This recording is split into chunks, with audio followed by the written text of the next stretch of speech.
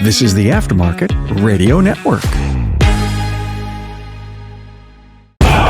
It's your Weekly Blitz with Chris, keeping you in the game.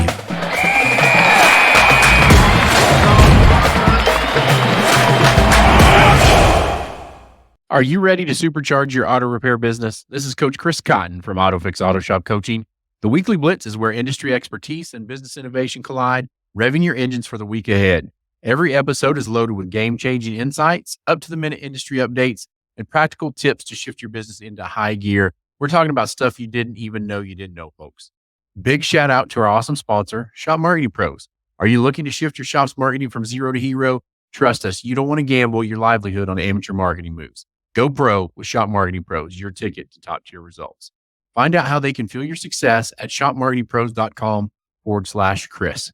So good morning, everybody. This is episode number 151. We're going to talk about maybe an update on technicians from 2022. I did a couple of episodes where we're talking about, the word shortage, but it is what it is. Shops need technicians. I'm seeing some interesting trends where we have shops with 6, 8, 10, 24 bays, but we only have 4, 5, 6, 8 technicians in those shops. So when you look at technician productivity for the technicians, it looks really good. When you look at it by the shop, what the shop was designed to do, it looks really bad. So we can have a group of technicians that are 95 or 100% productive, but when we look at bay productivity, it's 35 or 40% productive.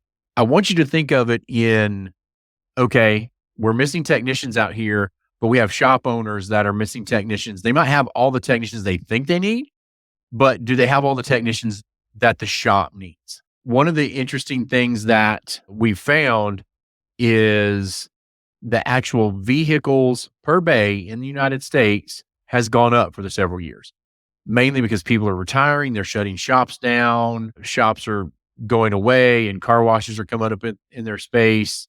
You have more cars being built and they're staying longer. So we have more cars and more cars per bay. Now, when you think about that, the average car per bay was 268, I believe, from what I most recently read. If you got a shop with 10 bays, then that means on average, you should see about 2,700 repair orders. Now, those can vary depending on what your average repair order, things like that is. But if you have 10 bays, then you should see 2,700 repair orders. But if you're just using 4 bays and you're looking at that 268 number, then you're only looking at about 1,072 cars per bay. So I'm going to talk about being short on techs here. And I'm a firm believer now that we should have technicians in every bay. We have to figure it out and make it happen. My survey that's still kicking along out there, we have, I believe, over 100 people that have replied to it now. Over half are technicians from dealerships that are leaving the industry, and they're leaving the industry for several reasons. We'll talk about it here in a minute, but they're never given an independent repair shop a shot or an opportunity, either because nobody ever talked to them. They never thought that independent repair shops were good enough. So I'm telling you now, it's time to unleash the hounds, let the Kraken loose, and you need to attack the dealerships and take people from them. Period. End of story.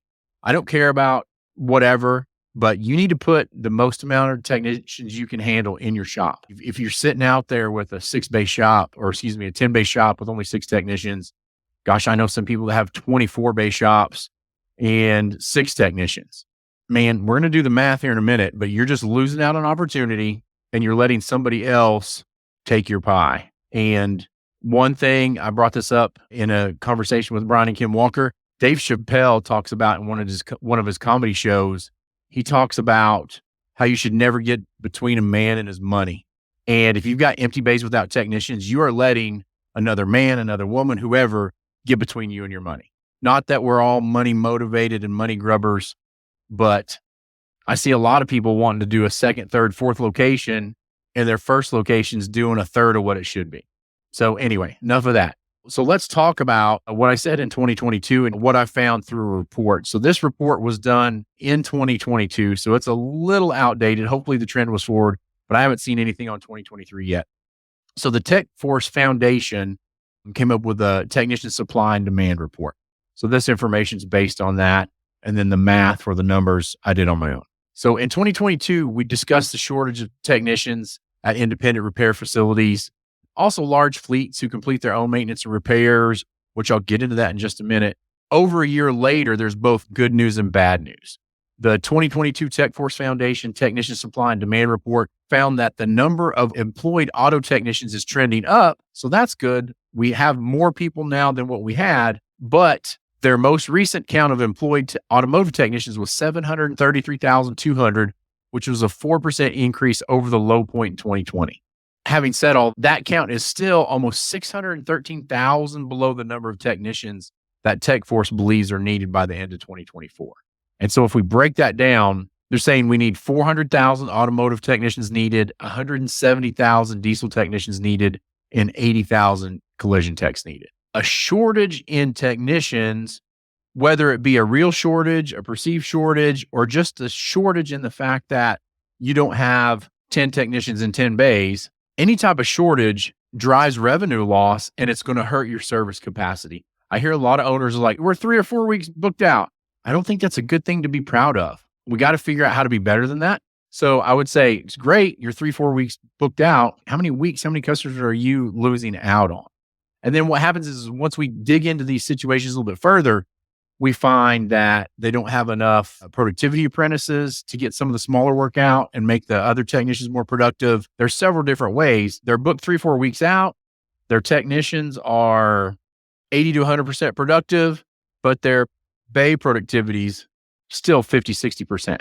So still got a lot of room for growth. So research indicates that many independent auto repair shops have as many as 2 technician openings at a time, or need 2 technicians or more to fill out the bay capacity that we've been talking about. So if we assume an average of about 85% productivity rate and 20 working days a month, each technician job opening results in lost parts and revenue service of what? So let's do the math. So let's just say our techs managed to bill out 6.5 hours a day at $130 an hour, which gives us only $8.45 per day in labor. But let's say that for every dollar in labor, we get $1 in parts. And so we're going to add another $8.45 to that to give us a total of $1,690 per day. Some shops more, some shops less. Euros are more, diesels are more. The labor rates are going to be higher. I think $130 labor rate now to some of you is going to be like, oh my gosh, that's a lot. But I would say if you had $130 labor hour, you're probably not even in the 50% of shops in the country right now. There are a bunch that are over 10 in the 240, 250 range, 170, 180, 190. So 130 is not going to put you very high. If we keep carrying that math and everything out, if we take that further and say that we only average 20 days per month on that tech, then that gives us $33,800 in sales for that technician for one. And then we originally started talking about 2. So if we double that, then that takes us to $67,600 in lost revenue for your shop. So let's take a modest average and say your gross profit's only 60%. Then you're losing out on about $40,000 to $41,000 in gross profit dollars for your shop by either being 2 techs short, either through not able to hire them or having more bays than you've got techs and just lost productivity out those other bays. So most shops I've visited and spoken with, they have plenty of work, but not enough capacity, indicating that if they could find or develop quality techs, they could certainly keep them very busy. Our teams consistently see situations where repair shops cannot accommodate basic services, such as oil changes, tire rotations, without an appointment 3 or 4 days in advance, sometimes 3 or 4 weeks in advance. This is not only leading to lost revenue outlined above, but also customer dissatisfaction, which leads to deflection that is likely to result in future lost sales. I was also recently able to speak to a very large government fleet that's struggling to find repair shops willing to complete any request for pricing. Not that they can even get to them, but they don't even have anybody that can give them pricing to do business with. And this is making it extremely difficult to keep their vehicles on the road. So there's plenty of work out there. Fill your bays with technicians and you can figure out how to get the work in, or you should be able to. Maybe you should talk to shop marketing pros. So in some of these cases, parts availability and service bay constraints have been contributing to longer repair completion times But in most situations, technician shortages are the largest contributor to service delays and frustrated customers. Just to go back and talk about some of the things that I talked about in 2023 about why there are no auto techs, like we discussed a couple of years ago, there's multiple reasons. A lot of people are aging out. This is both for technicians and shop owners. So we think, based on the numbers we're seeing, that technicians are retiring at about a 9% rate annually. So if we talk about a 4% increase, like the study says, then at least we're able to replace the ones that are retiring out and gain a little bit, but we're just not gaining nearly enough. I've talked previously, there's a lack of women technicians. Data indicates that women represent less than 1.5% of the technician population. And then there's a relatively high turnover of B-techs in younger generations. These are technicians that have been in the job 2 years. This is one of the bigger groups that is unhappy at the dealerships. They got to the dealership, they're on somebody's team, they're doing all the crap work. There's no training plan in place. They don't know where they're going to be a year or two from now. And then they're just bailing out. And they never even came to an independent repair shop or even thought about it. Those are the people you have to target. You target all of them, but especially those. So again, when we look at graduation rates, fewer technicians are graduating from the largest providers of post-secondary automotive degrees. In 2012, these schools had a total degree completion of 40,658 students. By 2021, that total had decreased by 34% to almost 29,000, way less than the number needed. There's a company called IMR Inc. conducted a survey of auto technicians, and these are some of the things that the answers that they got or what they were looking at. Technicians generally believe franchise dealers have nicer facilities over general repair and fleet and commercial facilities. Our shops look better now than they've ever looked. And if your website doesn't reflect it, if your social media doesn't reflect it, you need to make sure and make changes to that, because people are moving around the country and people are stalking you or stalking people in those towns looking for great places to go. And if your website, et cetera, doesn't reflect it, you're just losing out. People that wouldn't even walk in there. And I've been in some dealers that were just pits. So I think as far as aftermarket shop operators go, we're really great. We have a great place for these people to go. And one of the things it talked about was warranty work in this survey. And I wanted to bring it up again because of the survey I'm conducting. Again, most of the people that work in dealerships are leaving because they say the cars are trash, parts are trash, they hate the warranty times, they hate flat rate. And so they're just getting out of the industry altogether. More than 84% think high schools discourage students from entering in the trades. Almost 100% of the technicians surveyed prefer unscripted, unproduced videos of employees talking about what it is like to work in their shop over corporate videos. So they want to hear from other people like them talking about why they work there, why you're great to work for. A third of the techs interviewed think the biggest challenge for a new technician is the initial tool investment. And I will say, for every hurdle, there's a way to go around it. Definitely hurdles, we can get around these. More than 75% of the individual surveys don't think their place of work does enough to help schools attract more students into technician programs.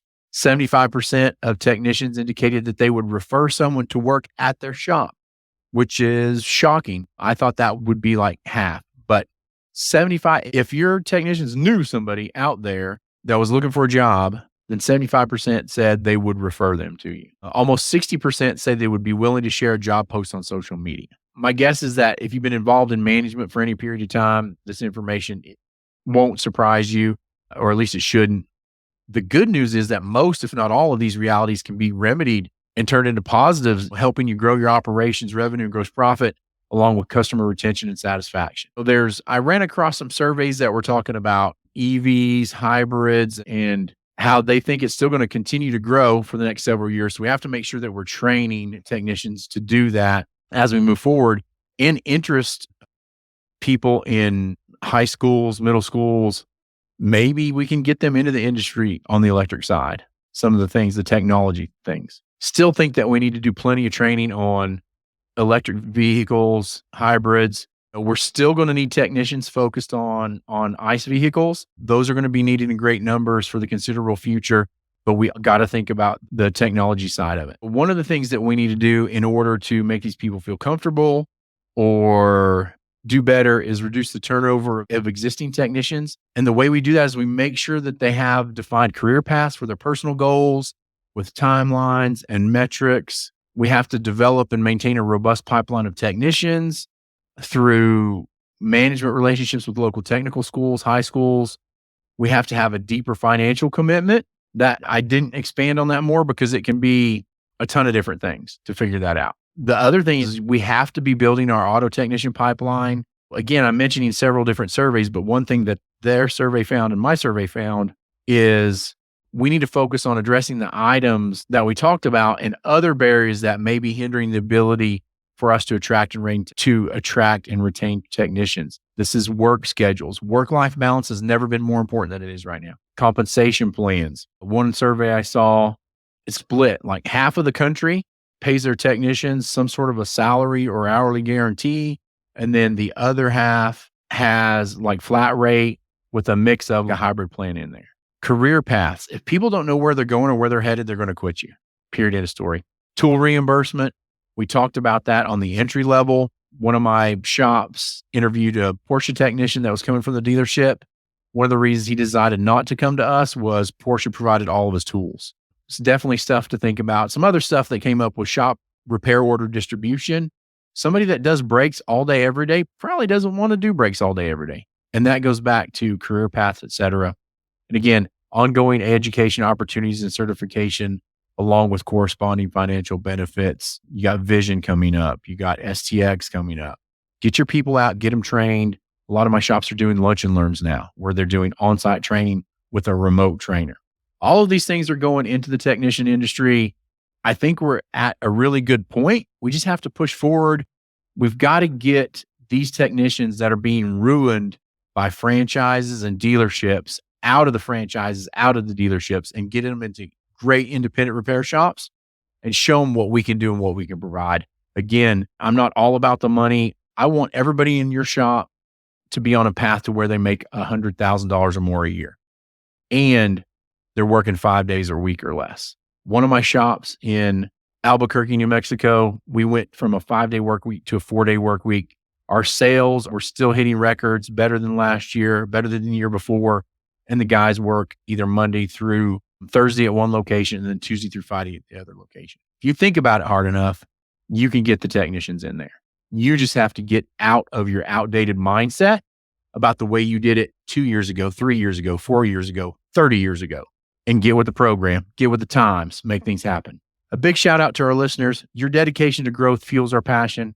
And let's not forget our fantastic sponsor, Shop Marketing Pros, who make this show possible free to you. They're all about top tier marketing for shops just like yours. Until next time, this is Coach Chris Cotton signing off. In this business, every day is a chance to get better. It's time to rise and grind. Also, make sure to go check out one of the other great podcasts on the Aftermarket Radio Network. Have a great day, everybody.